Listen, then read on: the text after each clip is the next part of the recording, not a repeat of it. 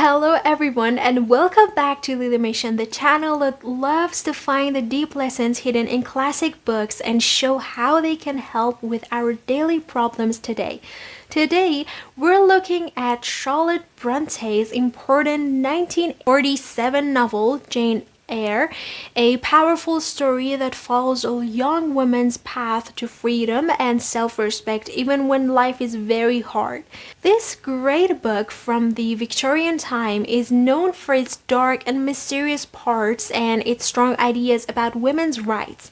It shows Jane dealing with cruelty, falling in love, and facing the strict rules of society. But in this video, we'll look at an interesting modern idea, how Jane's story gives useful tips for dealing with bad bosses in the busy workplaces of 2025. As myself, I really think this link is interesting because to me, Bronte's way of showing power struggles feel like it could happen anytime, just like how AI today uses old information to solve new problems. We'll start by explaining the backgrounds. Brontë used the man's name, Currer Bell, if I'm pronouncing it right, to write the book because women faced unfair treatment in publishing books back then. She based it on her own life as a private teacher and the tough conditions in 19th century England with its strict class rules and few chances for women to succeed. The book's main idea is about staying strong, holding onto your values, and fighting for fairness still feels very important, especially now when bad behavior at work, like controlling people, unfair actions, and causing stress, is becoming a bigger issue. As shown in new reports from human resources teams, in my view, what makes Jane Eyre so connected to today is its focus on strength from inside. It's not only a love story, but a guide for becoming stronger and standing up for yourself. In the next couple of minutes, I'll give you a detailed summary of the story across its three parts, look closely at the main characters and important symbols, and then connect these to helpful advice for handling tough bosses in today's world. Whether you're dealing with a hard manager right now or you just enjoy deep book discussions, this video will give you useful ways to think about things. If you're new to the channel, please subscribe and turn on notifications for more careful looks at books like Pride and Prejudice or Wuthering Heights. Let's start by thinking about Bronte's own life. She lost her parents young and went to a very strict school similar to Lowood in the book, so her real struggles make Jane's experiences feel true and honest. To me, this personal side adds a lot of real emotion, which makes the book lessons about getting past harmful situations even more helpful for people today who face similar unfair power in offices and companies. Lilymation.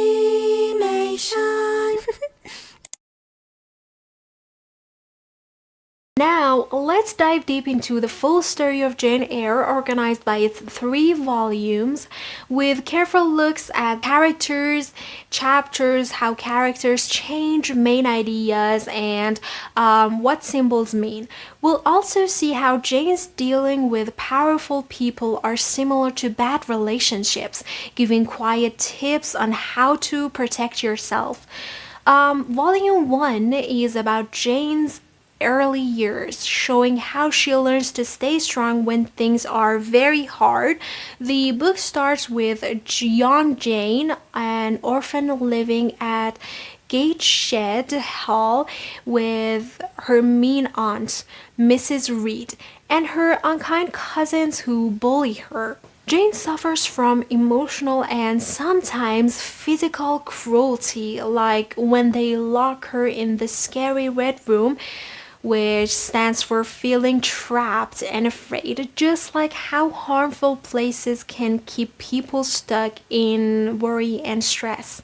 To me, this beginning part is especially strong because it shows Jane starting to stand up for herself.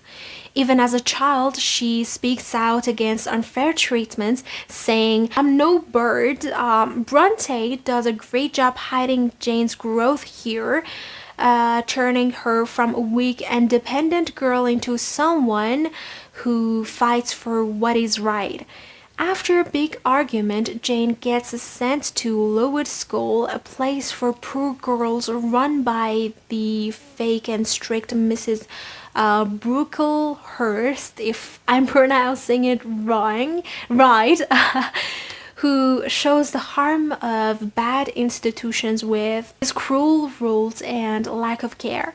At Lowood, Jane deals with hunger, sickness, and the sad death of her friend Helen Burns, whose calm way of thinking helps shape Jane's own values. In Symbols, the disease out how society ignored poor people based on Bronte's real experiences at a similar harsh school.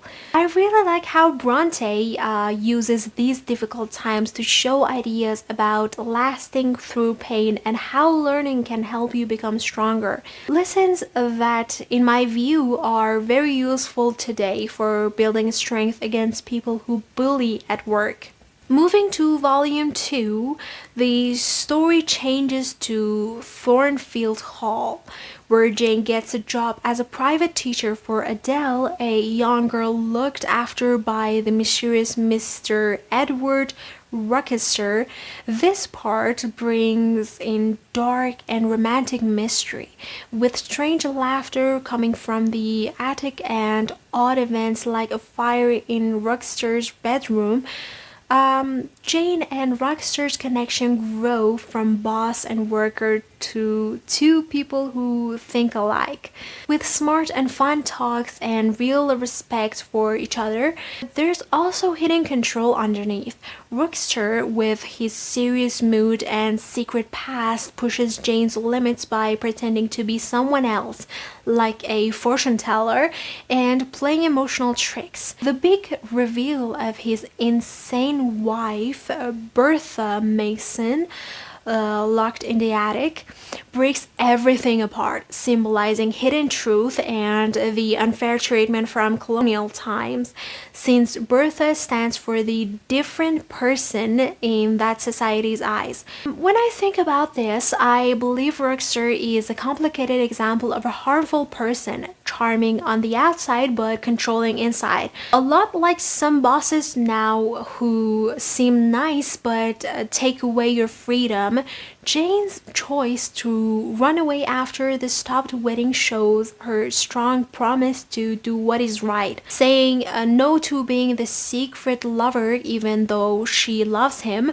Bronte uses fire and storms as repeating signs to make the emotional pain feel bigger, showing the fight inside people. From my point of view, these volumes look at unfair power in close relationships fit perfectly with 2025, when company rules often warn about mixing personal and work boundaries. Volume 3 gives the ending through Jane's search for her own freedom.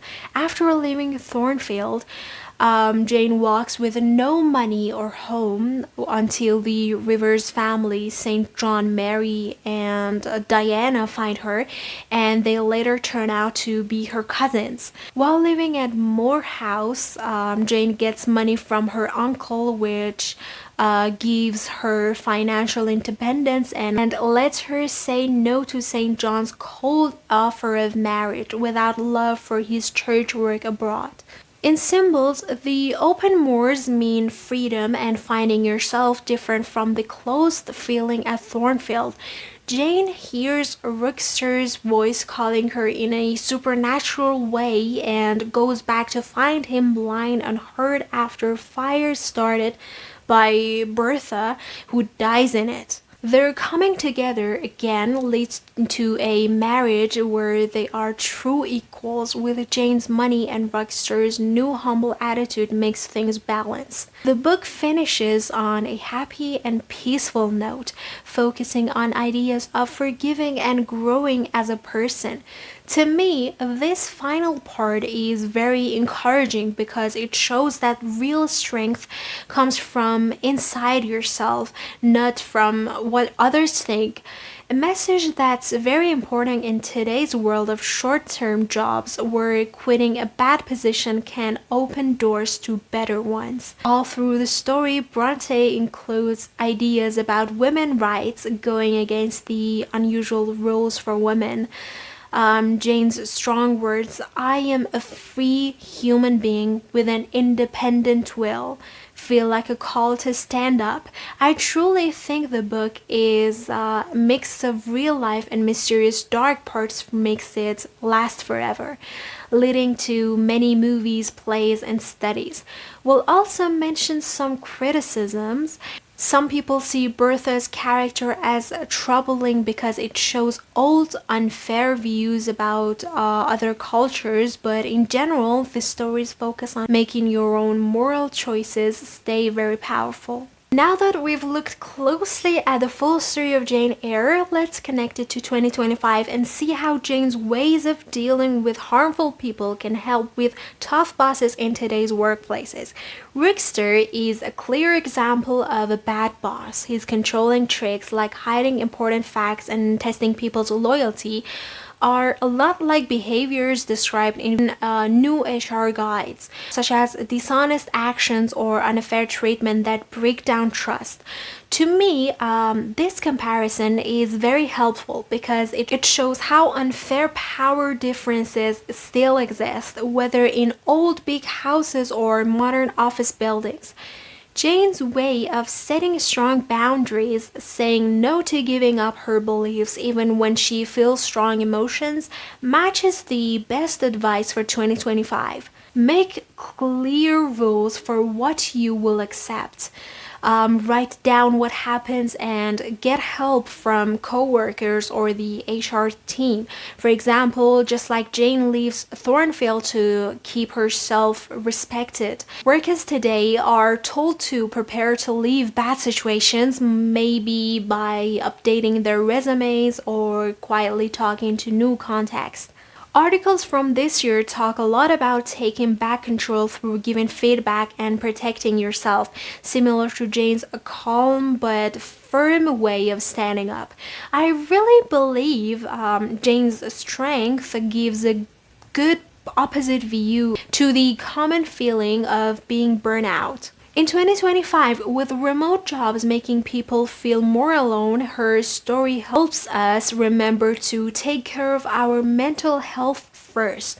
Think about real life examples. Bad bosses might make you doubt yourself, or like Rochester did, by denying what really happened or putting blame on others. Fight this with ideas from Jane, such as keeping a record of events or creating your own support group.